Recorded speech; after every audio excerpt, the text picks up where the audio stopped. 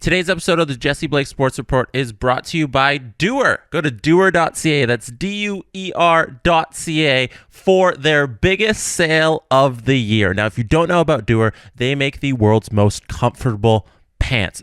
Their denim is so stretchy and so soft. I swear to you, try it, rub it on your face, rub it on your legs. It is so comfortable. And this Black Friday, shop up to 50% off in-store and site-wide. Shop best-selling styles, mystery bags, exclusive styles, and more. Duer doesn't do sales, but it's the time of year where everybody's doing sales, and they've joined in on the fun. Act now while quantities last at duer.ca. That's duer.ca, up to 50% off during Black Friday. The Jesse Blake Sports Report is also brought to you by Sports Interaction. If you want to bet, you can do it at Sports Interaction, Canada's sportsbook. Bet pregame, live and play, or on one of our many prop bets made for Canadians by Canadians. Sports Interaction makes it easy to deposit, play, and cash out. Join now and see all that sports betting has to offer. Head to sportsinteraction.com/SDPN. That's sportsinteraction.com/SDPN. Ontario only, 19 plus. Please play responsibly. And today I have a bet that I am going to be watching throughout Monday's hockey action. So there are 3 games happening on Monday on the NHL schedule. The Carolina Hurricanes play the Chicago Blackhawks, the New York Islanders play the Ottawa Senators, and the St. Louis Blues play the Colorado Avalanche.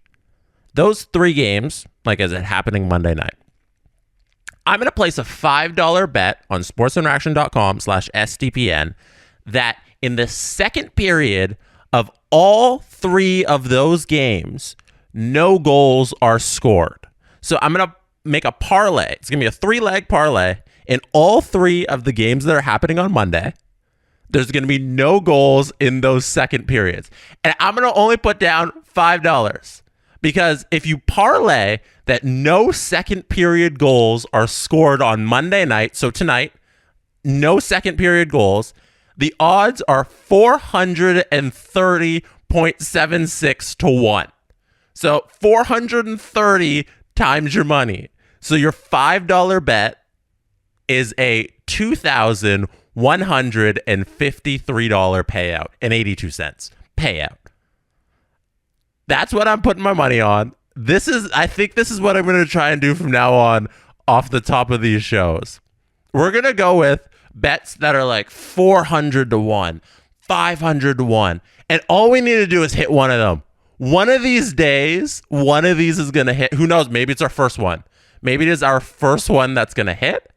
But tonight, my bet, 430 to 1, no second period goals. Once again, that's the Islanders play the Sens, Carolina plays the Blackhawks, St. Louis plays Colorado. No goals in any of those second periods. Parlay at $5, get you $2,000. Let's get to the show. Are you ready? Okay, I'm ready. The Jesse Blake Sports Report. Really? Oh, wait, really? The Jesse Blake Sports Report. That's it? Don't forget, it's the Jesse Blake Sports Report with Jesse Blake. That's kind of redundant. Dude, is there a problem? No, that's fine. I just, I thought maybe you guys would come up with something, good. Man, just read it. You know what? Doesn't matter to me. I get paid by the word. Let's do this. The Jesse Blake Sports Report with Jesse Blake. Powered by Sports Interaction, Canada's sportsbook. It is Hall of Fame weekend in the NHL. It is Hall of Fame weekend in the National Hockey League. Esteemed hockey players are entering the hall where their names will be enshrined forever. And in honor of that, on today's Jesse Blake Sports Report, we are going to be doing a little exercise. We are going to be sports reporting the NHL players who would make the Hall of Fame if they retired this season. So for this exercise, the player in question, whoever it is, they say, I'm retiring at the end of the 22-23 season. we kind of will like rough project. So we kind of know what their numbers are. Depends on you'll see when we bring up the player. Their numbers are going to be in a ballpark, but we're going to project like, hey, they finished this season and they say I'm retired. That's it. That's where we end their stats, and then we, as the committee, the Hall of Fame committee, you and I, you listening, you watching, and me sitting here running off the numbers and the stats, we have to determine, is this player Hall of Fame worthy? I have a couple different tiers that I've placed a bunch of different NHLers into. I have the no debate active Hall of Famer category. I have the yes, they're Hall of Famers, look at the numbers tier/category. I have the they're not ever going to get in, sadly, category. I have the might get there, might never get there, definitely not yet tier. And then I have the still too young, but on the way mentions. And lastly, I have an it depends. It depends is probably my favorite. Saving that for last. We'll get there. It depends is going to be a lot of fun.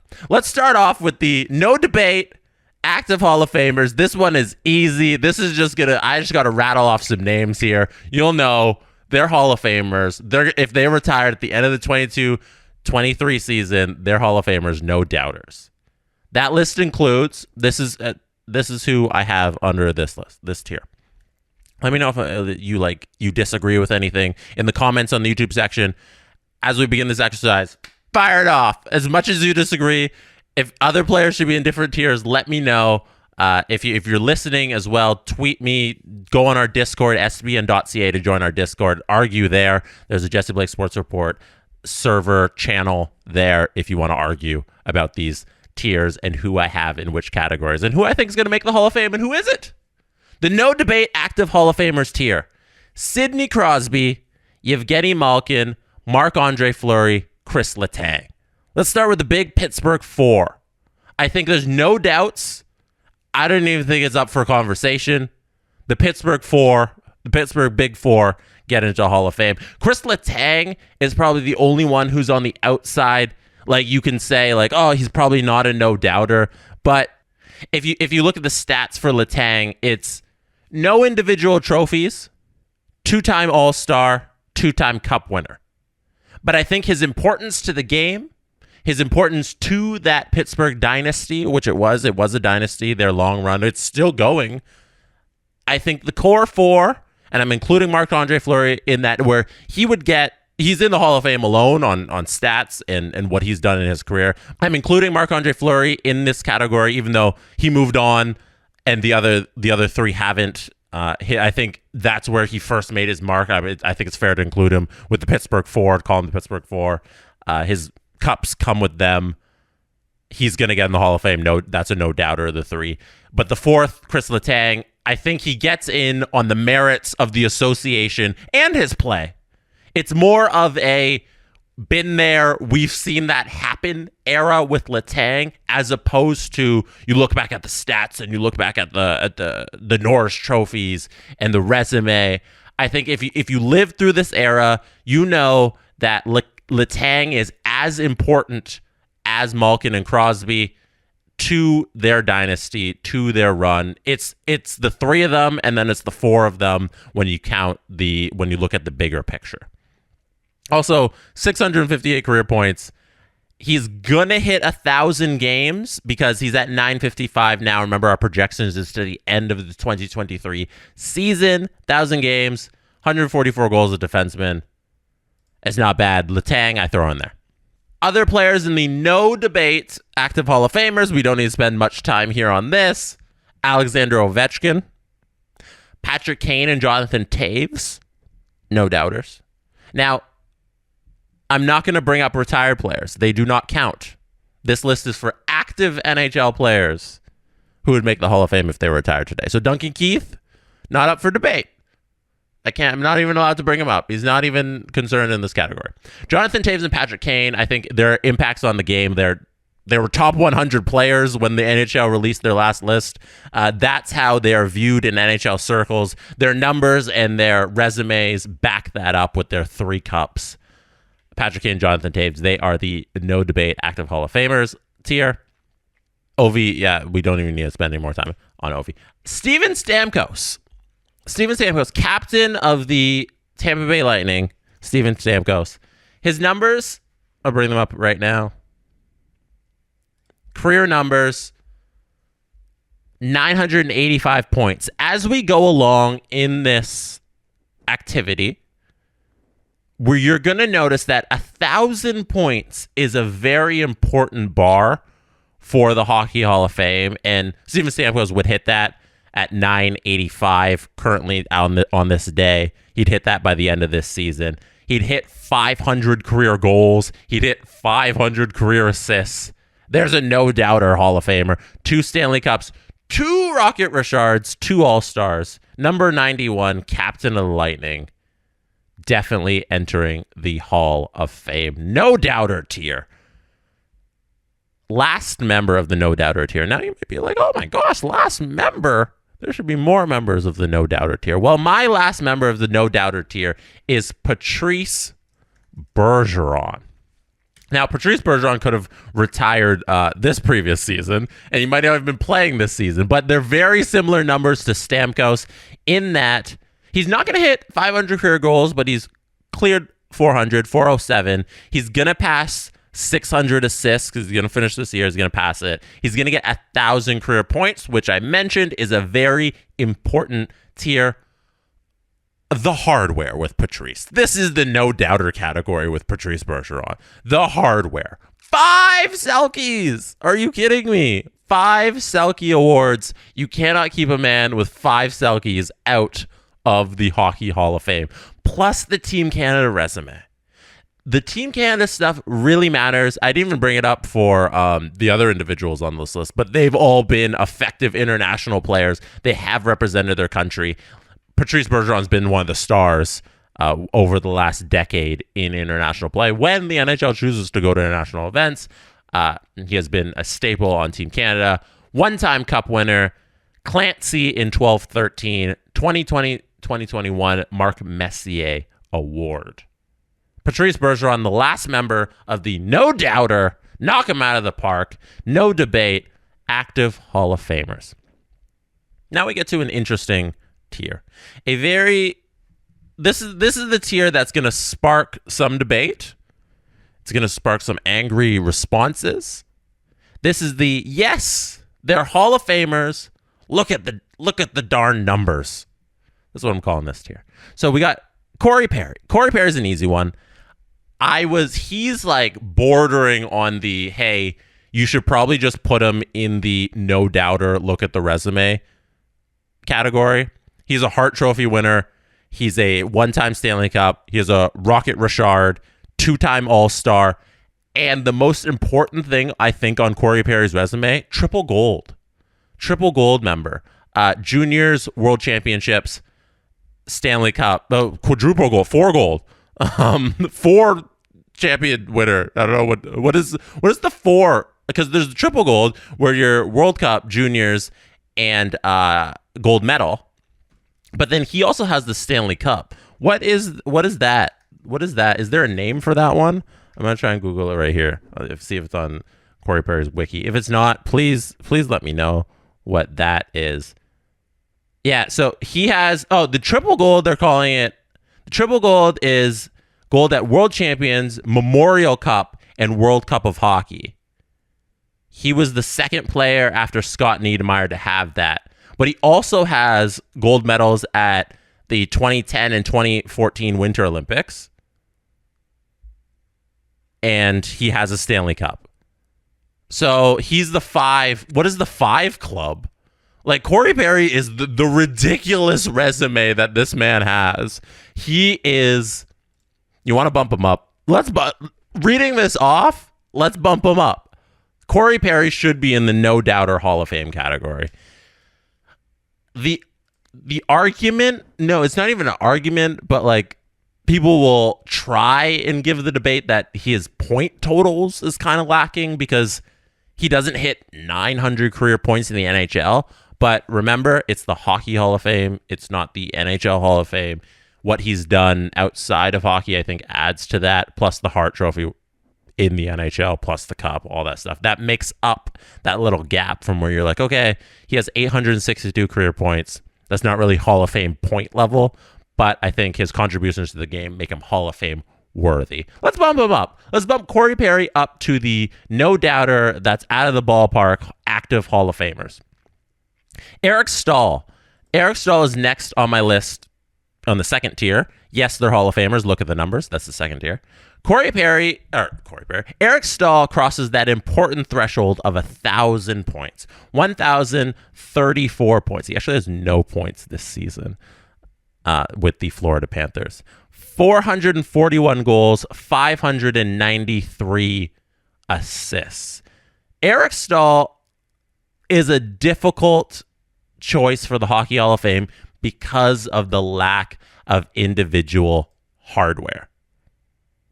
That's where his arguments kind of slide, but the numbers are there.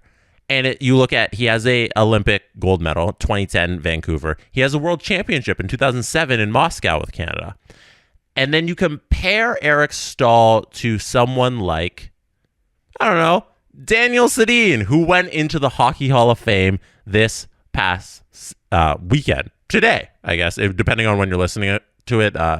His plaque went up, I think it was last week, and then this weekend is the celebration, the enshrinement. They go celebrate it. So Daniel Sedin, 339 goals, 648 assists.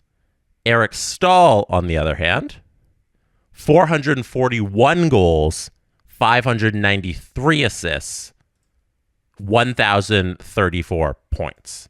So he's 7 points off of Daniel. He has actually, he's just shy of Henrik as well. Henrik, he's about 40 off of Henrik. The point totals are there. The individual hardware isn't. No Hart Trophy like Henrik had. No Clancy, Art Ross, Pearson that Daniel had. Eric's only a one-time Cup winner and a one-time All-Star. But the length he spent in the game, the international resume, the how liked he is by the media, which matters, which is coming up later, because it matters with another individual I'm about to talk about. Even though the point totals are like barely Hall of Fame level, Eric Stahl, I think, sneaks in. I look at what he's meant to the NHL and his longevity and the way people talk about him and the reverence and the importance that he was to the Cup run. Eric Stahl, I think, sneaks into the Hall of Fame. You look at the numbers, Hall of Famer, Eric Stahl. Checking him off. The next within this category, I've created a subcategory. In the yes, they're Hall of Famers, look at the numbers category, I've created a subcategory after Eric Stahl and Corey Perry, but Corey Perry's now moved up. After Eric Stahl is the Norris Trophies, yeah, let's put him in category. Eric Carlson. Eric Carlson is one of the easiest names on this list to just, hey, yes, he's a Hall of Famer. He has 2 Norris Trophies. The Norris Trophy is very important for these 3 individuals that I'm about to talk about. One is Eric Carlson, because there is only one person in the history of mankind who is retired, who has a Norris Trophy, who is not in the Hall of Fame. That's Randy Carlyle. Randy Carlyle's resume outside of his Norris Trophy doesn't really back up a Hall of Fame career. He was never he wasn't for a significant amount of time the dominant defenseman that he would need to be to make the Hall of Fame. So he is the outlier. But every single Norris Trophy winner is in the Hall of Fame if they're eligible for the Hall of Fame. That's how it goes. That's how voters that's how they voted in the history of the Hall of Fame. So Eric Carlson, he has 2. Eric Carlson's also, his impact on the game has been incredible. His point totals are there. The winning isn't there, but put him in. 2 Norris Trophies. He's getting it. Victor Hedman. Victor Hedman is a very interesting. He's an interesting name because he has the Norris Trophy. He has 2 Stanley Cups. He has a Conn Smythe. He has 6 All-Star appearances, but he's 31. I still think he gets into the Hall of Fame if Victor Hedman decided at the end of the season, I'm going to retire. Gets in because of those things I just listed off. The Norris Trophy, which is the most important thing ever for a defenseman to get into the Hall of Fame. You need one. All of them are in. The Conn Smythe, the 6 All-Stars, the 2 Cups, and the points and the games that he's amassed in his short time in the NHL. He is near 1,000 games. To put this in perspective, Chris Pronger played 1,167 games. So about 3 seasons more than Victor Hedman. Victor Hedman has 612 points. Chris Pronger has 698. They're in the 600-point club. No matter if Chris Pronger is right there at 700, but he's not there. They're both in the 600-point club. Victor Hedman has the exact same amount of Norris trophies. They each got 1. He has more All-Star votes. He has more Stanley Cups. Chris Pronger has the Hart Trophy, which was, his 99-2000 Hart year is a peak that Victor Hedman never achieved. But Victor Hedman does have the Conn Smythe, the 2020 Conn Smythe. So when you compare Victor Hedman to the tier of greatest defensemen of all time, he'll fall just short. But the just short of the top 10 defensemen of all time makes you a Hall of Famer. And at the young age of 31, I think if Victor Hedman called it quits, so he's at 910 games played. So let's say he gets to 970. He plays 60 more games this year. He's at 970 games, just short of 1,000 games. What he's done in his career so far is Hall of Fame worthy. 100%. His international play for Sweden, I didn't even throw that in there, but that counts as well. Victor Hedman's a Hall of Famer. Look at the resume. That's the tier he's in. I think he gets in. Last of my subcategory of defensemen with Norris trophies who I think should be in the Hall of Fame, Brent Burns. Brent Burns is a one-time Norris Trophy winner in 16-17. He's a 3-time All-Star. He lacks the Stanley Cup, but when I brought up the Chris Pronger numbers, where did I say? I said Chris Pronger was a 600-point club. He's too short of the 700. Brent Burns is pushing on the 800-point club as a defenseman. That is insane. He's going to hit it this season. He's at 787. He's going to push 800 points. He's going to push 1,300 games played in the National Hockey League with his Norris Trophy. The way he's transitioned early in his career, we all knew him as a right winger. And, he was a defenseman and a right winger. He played that little hybrid thing for a long time in San Jose, and then to move to defense permanently full time. That specialness of Brent Burns and his impact on the game, the dude's a Hall of Famer. The dude should be voted in as soon as he's eligible. He's 37, so he's running up on the end of his career anyways. If he retired in 2023, Brent Burns has the stats. He has the impact on the game. Even though he lacks trophies and Stanley Cups outside of the Norris, but the Norris is the most important for a defenseman, Brent Burns should be in the Hall of Fame. Now, you might be wondering, hey, Jesse, you're talking about all these Norris Trophy winning defensemen trying to get in the Hall of Fame. I expertly skirted this little caveat here. You might be like, hey, PK Subban, that's a man with a Norris Trophy who retired recently, who probably won't get into the Hall of Fame because, I don't know, the numbers aren't really there, and his career tailed off very quickly, and the longevity wasn't there. Hey, no, this little thing we're doing here, it's about active NHLers. So we're not having the PK Hall of Famer debate, okay? That's not a debate for today. That's a debate for another episode of the Jesse Blake Sports Report. Stay tuned for that one. That's definitely coming. Last 2 players in the yes, they're Hall of Famers. Look at the numbers tier. My tier 2. Anze Kopitar. Anze Kopitar could make a case, like Corey Perry, to be in the first category. 1,000 career points, which is a very important benchmark. He has it. 35 years old, so he's running up on retirement anyways. If he retired at the end of the 23 season, he'd have somewhere between 1,260 games played, somewhere in there. He has 2 Stanley Cups, 2 Selkies, Lady Byng, and Messier 21-22. Anze Kopitar, probably going to hit the 400 goal club too, 700 assists. I don't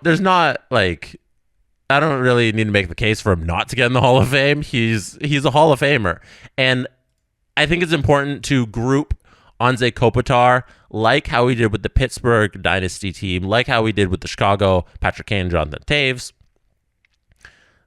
Anze Kopitar is a part of the Los Angeles Kings, I guess, duo, but there's more of them. We'll get to them in a second. The Anze Kopitar Los Angeles Kings duo of stars who will also get into the Hall of Fame. The duo includes Kopitar and Drew Doughty. Drew Doughty, he was either going to be in that last category of the defensemen with Norris trophies who are currently active, who should be in the Hall of Fame, or he was going to be in the Los Angeles Kings honorary Stanley Cup Hall of Fame entry.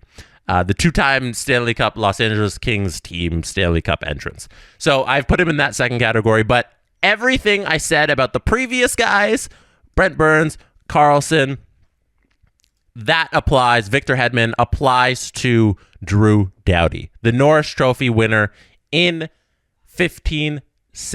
He is a 4-time All-Star, a 2-time Stanley Cup winner, and like I said, that Norris Trophy. 1,000 career games, 575 points from the defense, which is an astounding number.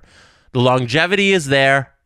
At the young age of 32, like Victor Hedman, the resume is there in a very short period of time. His impact on Team Canada.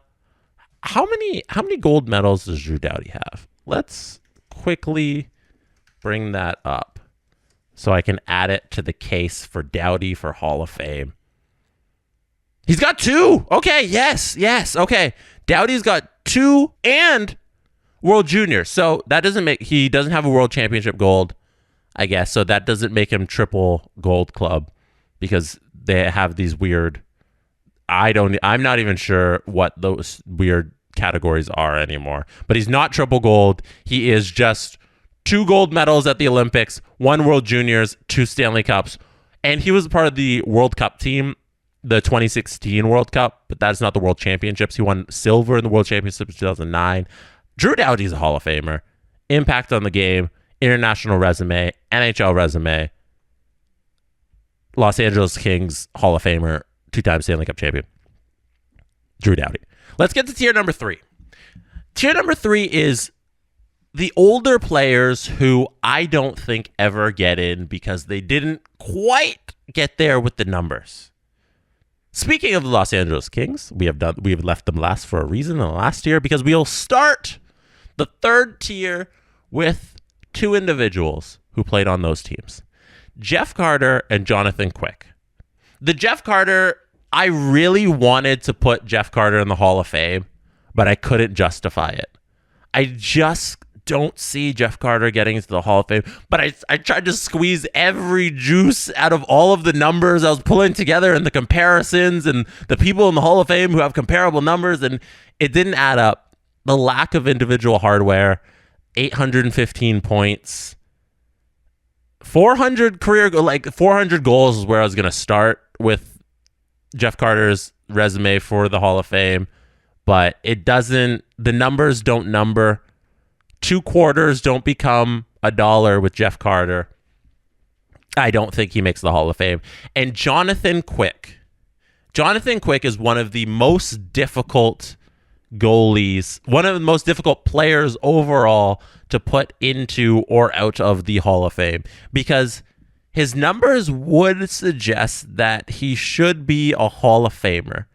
But if you're not aware of an individual named Mike Vernon, Canadian goalie, played for Calgary for a number of years throughout the 80s and 90s. He won the Stanley Cup with the Detroit Red Wings in the mid-90s. Also won the Conn Smythe in the year 96-97 when the Red Wings won the Stanley Cup.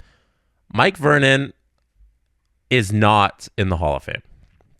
At no point in his career, I don't think you would ever say that he was the best goalie in the National Hockey League, but he has 385 career wins, 27 shutouts in his career. Like I said, 2 cups, a Jennings, a Conn Smythe, 1 All-Star. That's what I'm saying about was never really the best. Vezina runner-up only once. Vezina runner-up once in 88-89. But Mike Vernon was always amongst the best goalies in the National Hockey League, but never like the best. Maybe the 96-97 year, but there's so many other great goalies throughout the 90s. And he's not in the Hall of Fame. That's the long story short. Mike Vernon is not in the Hall of Fame. And Jonathan Quick's resume is quite similar. Jonathan Quick has 2 Jennings, a Conn Smythe, 2 Stanley Cups. Mike Vernon has 1 Jennings, 2 Cups, and a Conn Smythe. Mike Vernon has 385 career wins. Jonathan Quick has 365. Jonathan Quick has 57 shutouts. Mike Vernon, I said, has 27, so the shutout comparison aren't there. The longevity with Mike Vernon is definitely there. Played a long time, 13 with Calgary, 3 with Detroit, 3 with San Jose, 1 with Florida. 19-year career in the National Hockey League. Jonathan Quick's heading on a 16-year career in the National Hockey League. If the numbers are identical or very similar to somebody who's not in the Hall of Fame, I can't make the case for Jonathan Quick to be in the Hall of Fame, even though I think both these players should be in the Hall of Fame. Let's make that very clear. I think Mike Vernon and Jonathan Quick should be in the Hall of Fame, but they are not, because the Hall of Fame committee has set the bar to something a little above Mike Vernon's resume. Jonathan Quick does not pass that bar. So I cannot put him in the category of active NHL players who I think would make the Hall of Fame. Unfortunately. Quickie, I'm rooting for you, but I don't think you make it. Joe Pavelski. Joe Pavelski is an interesting player as well because his resume is right on the border. The couple things that really push him slightly below the Hall of Fame border: no cups, no individual hardware. I'm sorry, Joe. If you don't hit 1,000 points, you got to make up for it with some hardware.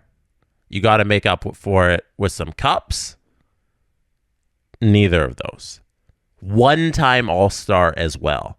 So that shows you throughout his career where he was amongst the stars in the NHL, amongst the top tier players. Joe Pavelski only has 1 All-Star appearance. I think he falls just short, even though he has a very impressive career in the National Hockey League. If he retired at the end of the 2023 season at the age of 38, I don't think he makes the Hall of Fame.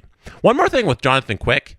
He's going to be the all-time leader in wins for an American goalie. That helps his case to make the Hall of Fame, but I still don't think it's there. I just want to get that stat in there because I had it written here, and I feel like it's important.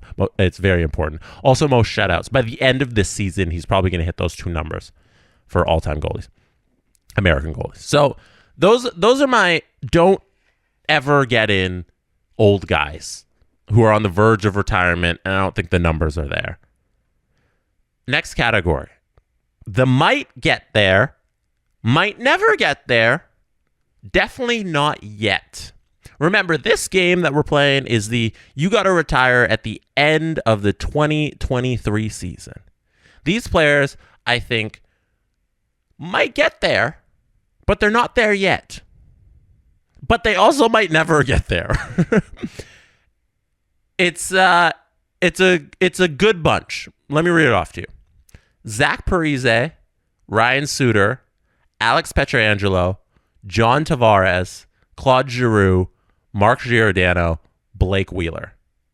I think all of those players have a good shot if they can keep up what they're doing in their career and not even maintain, but show that they're Hall of Fame worthy in their later years. Like I'm saying, like John Tavares, I'm saying later years. If he just keeps it up and you add some winning, maybe you add some hardware like a Conn Smythe, on a great cup run.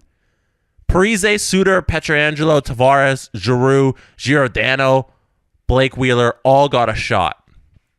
I'm going to highlight one name there. And some astute listeners that are listening right now to the Jesse Blake Sports Report will know the name that I'm highlighting for something that I've been harping on this entire podcast. Well, for like half of the podcast. Norris Trophy winners and the Hockey Hall of Fame. Mark Giordano is a Norris Trophy winner. 1819, he won I would say a rather surprise Norris Trophy for somebody of his age. He was 36, I think, at the time of awarding the Norris Trophy. The number, you don't really... Mark Giordano doesn't pass the, oh yeah, that's a Hall of Famer test in my eyes. I think depending on the last two seasons he plays here in Toronto. I'm based in Toronto. He plays in Toronto. Mark Giordano could make the Hall of Fame. I just couldn't put him in the look at the numbers, their Hall of Fame's category, Hall of Famer categories. But I couldn't put him in the don't ever get there category. But he has the Norris Trophy, which is the most important thing for a defenseman to have to get into the Hall of Fame. The dominance isn't there. I want to check the international resume for 1 second with Mark Giordano to see if he has the gold. No, the international numbers aren't there. 3 All-Stars.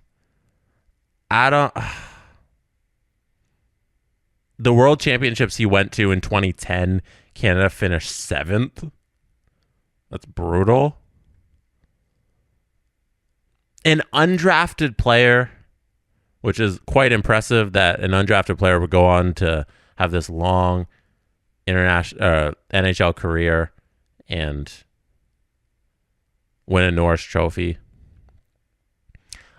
I really think Mark Giordano has to do something in Toronto and really impress in his last 2 years, else he's going to start breaking my Norris Trophy rule.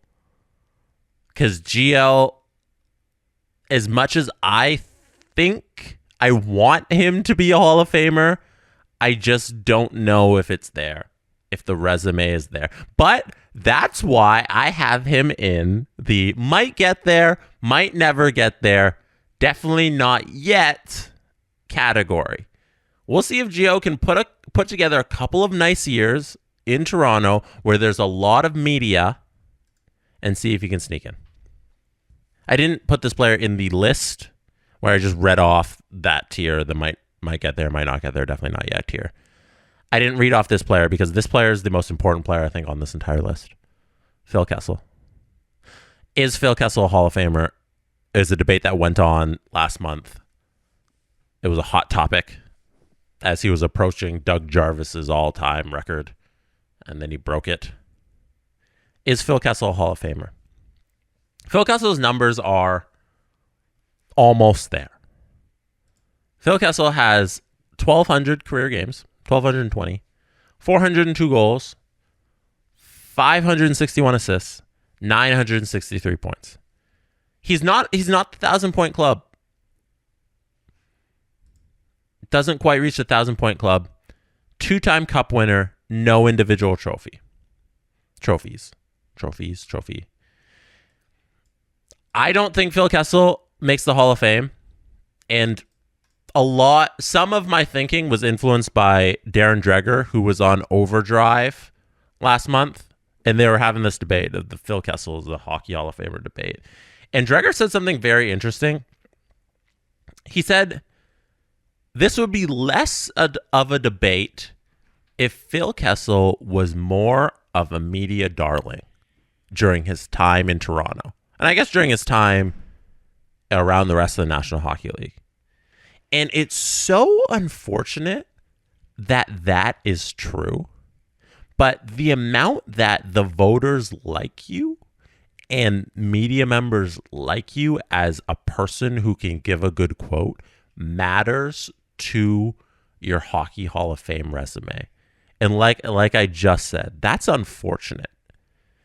And there may be some people who look at Phil Kessel and the way the stories are written about him and how he can just wake up, never spend a day in the gym, but is the strongest guy on the team, go out there and put up 35 goals.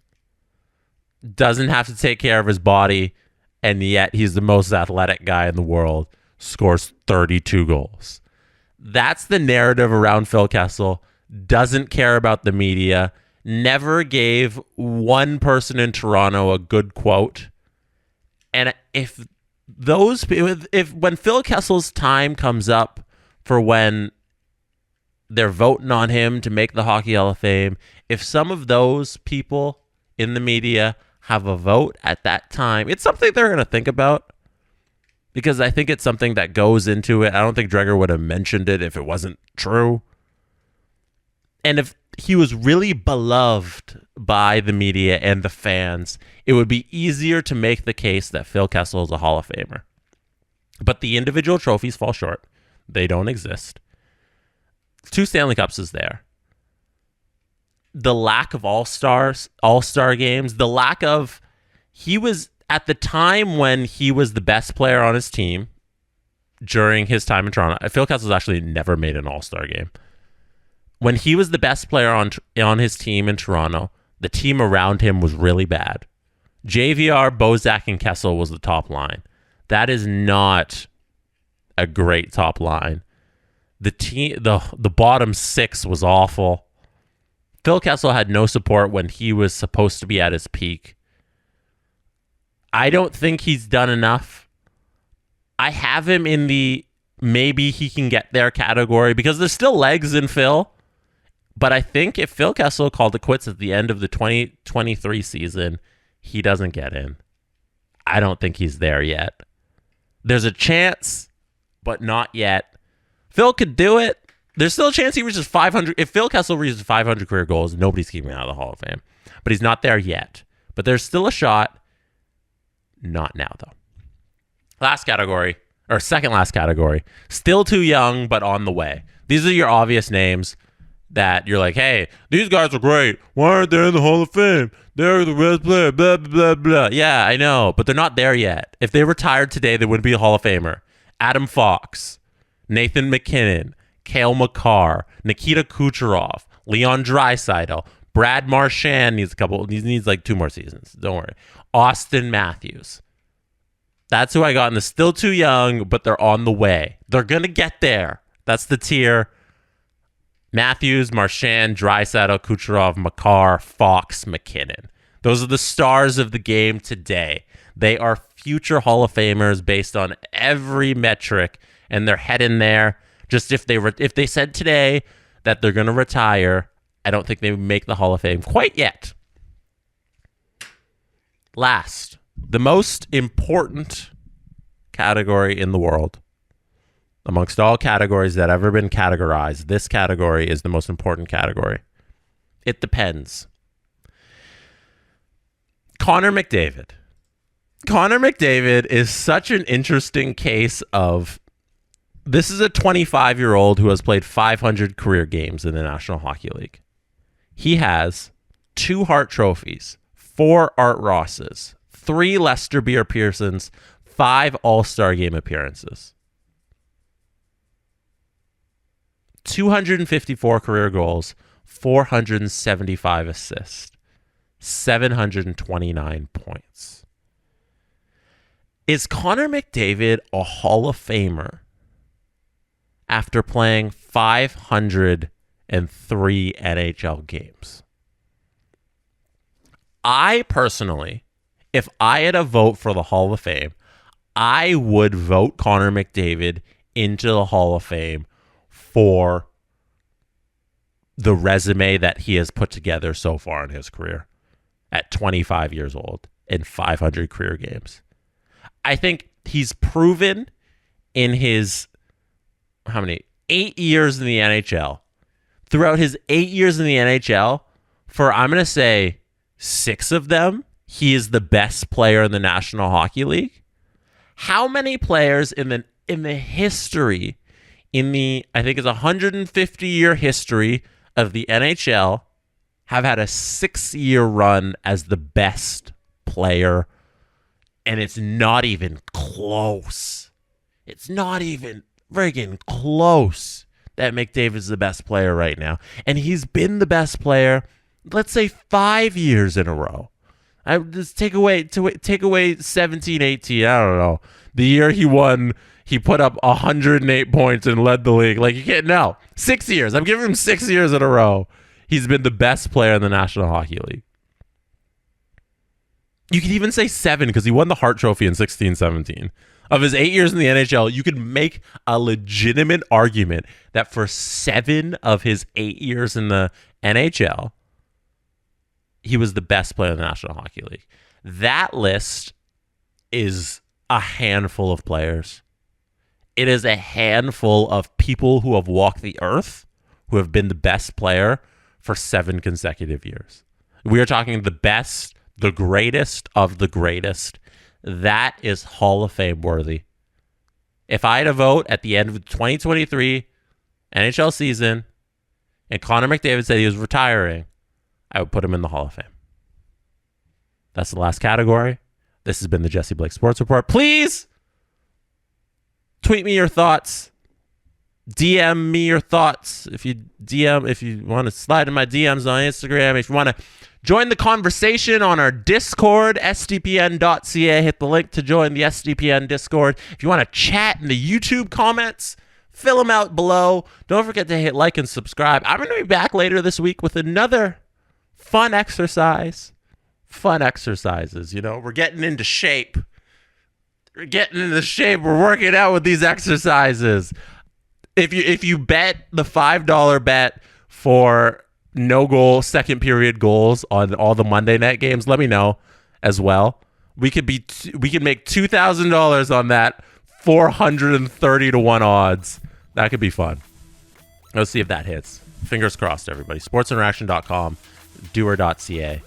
You could have been anywhere in the world, but you chose to be listening or watching this podcast right now, and I appreciate you. Have a great night. I will see you soon. And that is how it's done. The Jesse Blake Sports Report with Jesse Blake, powered by Sports Interaction, Canada's sportsbook. Jesse Blake, the guy that likes to hear his name twice in one sentence. Sure, I know him. No, he doesn't have an ego at all.